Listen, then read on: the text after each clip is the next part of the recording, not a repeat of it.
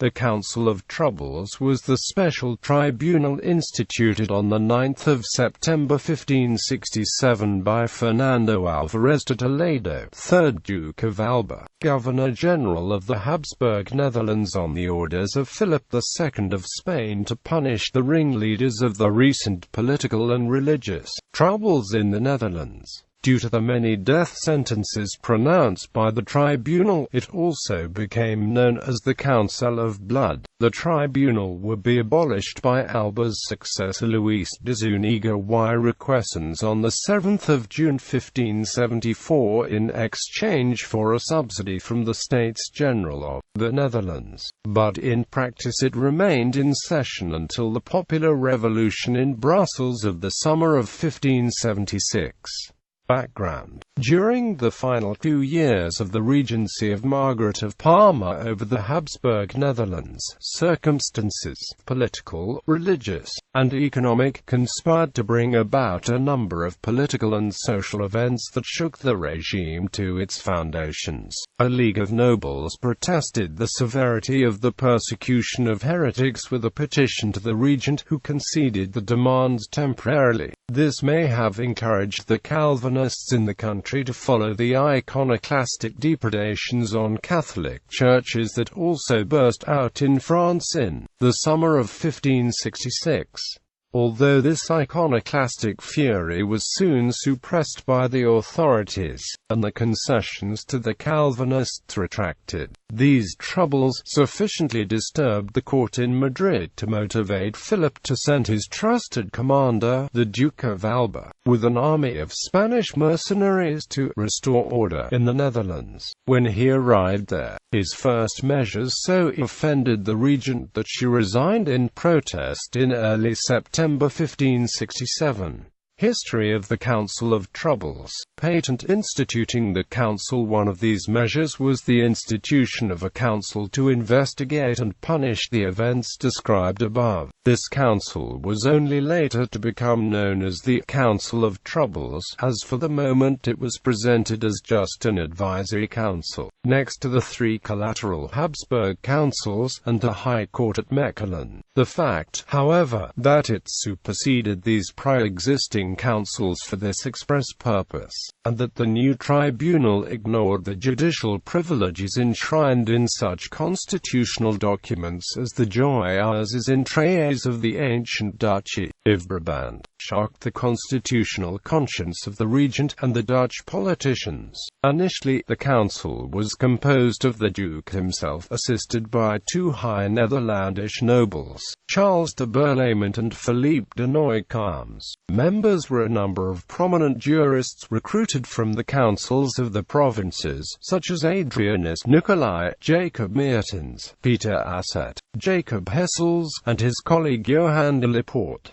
Jean Dubois, Procureur General at the High Court, became chief prosecutor. The most influential members were reportedly 2 Spaniards, who came with Alba from Spain, Joan de Vargas and Luis del Rio. Jacques de la Tour became the principal secretary of the new council.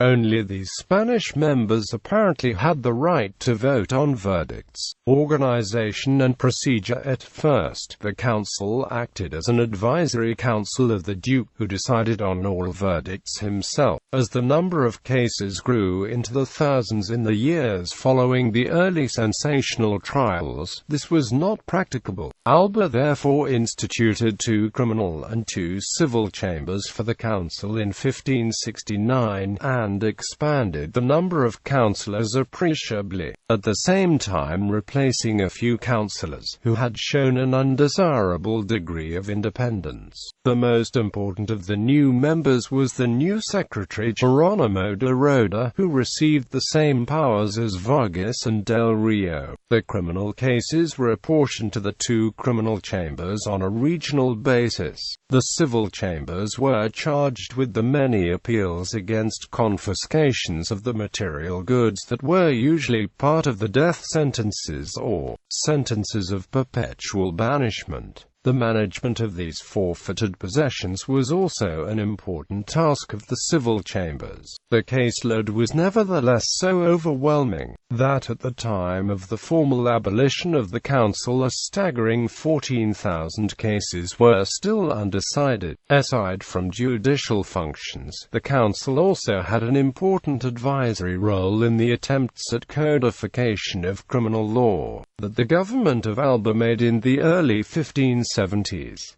Because of the development of the revolt, these laudable attempts came to nothing, however. After the initial, rather chaotic period, the procedure followed in trials was that all criminal courts had to report cases within the remit of the council to the council. Depending on the importance of the case, the council would then either leave the case to the lower court for settlement, or take it up itself. In case the matter was called up from the lower court, it would either be settled by the council itself, or the lower court would receive instructions about the sentence it would have to pronounce. The government did not leave the prosecutions to chance in the lower courts, however. For the beginning, commissioners were sent out to the provinces to actively pursue heretics and political undesirables. Those commissioners were an important source of cases, and they also functioned as provincial annexes of the Central Council in Brussels. The trials were conducted completely in writing.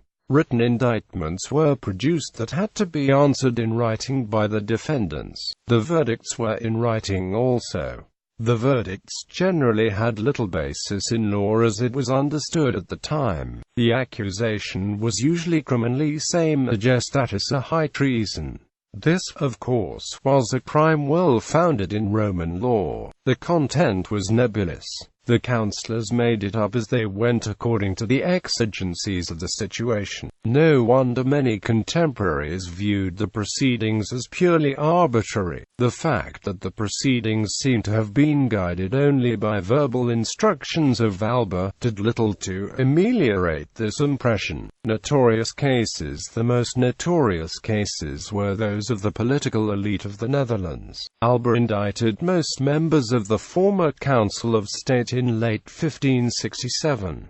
Most indictees had gone abroad for their health, but two prominent members, Lamerald, Count of Egmont, and Philip de Montmorency, Count of Horn, were apprehended in September 1567. Despite the fact that they were members of the Order of the Golden Fleece, and claimed the privilege to be tried by the peers, Philip denied this claim, and they were tried and convicted by the Council of Troubles. Both were sentenced to death and executed on the 5th of June 1568. But these were only the most eminent victims. According to historical writer Jonathan Israel, almost 9,000 people from all levels of society were convicted of heresy or treason. As most of these were tried in absentia, however, only about 1,000 of these sentences were carried out. The other convicts had to live in exile, the possessions confiscated. As regards the first objective, 4 days before the execution of the Counts of Egmont and Horn there was the wholesale execution of 18 lesser nobles in Brussels. Many other nobles, especially from Holland, where a large part of the riddership had been implicated in the League of Nobles, fled abroad. Among those were Willem Boys van Treslong, Gisbrecht van Duijvenvoorde, Jacob van Duijvenvoorde and Willem van Zúñiga van Nijvel. But members of the urban patriciate were also persecuted. The advocate of the States of Holland, Jacob van den Einde, was arrested, but died in captivity before his trial ended. In Harlingen The Hague Work, Zoon Cornet was arrested, but he managed to escape. Lenaert Jans de Graaf from Amsterdam fled to Bruges and later became captain of the Sea Beggars in the capture of Brielle. Others, including Jan van Cassombroet and Antony van Stralen, were less fortunate. Many more lesser-known people were engulfed in the wholesale condemnations that the council issued like clockwork. The first were 84 inhabitants of Valenciennes on the 4th of January 1568, followed on the 20th of February by 95 people from several places in Flanders. The 21st of February, 25 inhabitants of Thielten, 46 of Mechelen, etc. Thousands somehow related to Calvinism fled to more hospitable places, including such Amsterdam families as de Graaf, Bicker, Laurensriel, Heidekoper van Maaseveen, Hoofd, and Middelburg, who would later become prominent regent families in those cities. The exodus proceeded in two main waves, in the spring of 1567, and again after a round of wholesale arrests, in the winter of 1567–68. The total number of people involved has been estimated at 60,000. Alba hoped the confiscations that accompanied the condemnations would be an important source of income for the crown. However, Philip directed him to pay new pensions from the proceeds to people who had served the crown well in previous years. Also, the council's civil chambers were swamped with claims concerning the legality of the confiscations. Nevertheless, the proceeds reached 500,000 ducats annually, according to a letter from the Spanish ambassador in France to Philip in 1572. Abolition. After Alba's replacement with Requesens as Governor-General, the council continued its work, but it became increasingly clear that its proceedings were counterproductive in combating the rebellion. Philip therefore authorized Requesens to abolish the council in 1574, if the States General were prepared to make adequate political concessions. After the promise of a large subsidy by the States General, the council was formally abolished by Requesens on 7 June 1574, contingent upon payment of the subsidy. Aftermath. As the subsidy remained unpaid, the council remained in being during the remainder of Requesens' tenure. No further death sentences were pronounced. After Requesens' death in March 1576, a power vacuum ensued. The Council of State now demanded to see the instructions and records of the tribunal. However, the secretary, de Rode, replied that there were no written instructions. When asked how the council had managed to try and condemn so many people, he said that the council had condemned nobody. All sentences were pronounced by the governors-general themselves. The council had technically only prepared the drafts. On 4 September 1576, revolutionary bands, led by Jacques de Glimes, Bailly of Brabant, arrested the members of the Council of State. This ended at the same time the Council of Troubles. A large part of the archives of the council were lost shortly after this action, but many duplicates are still extant in Spanish archives. Prominent members of the council were arrested by the rebels.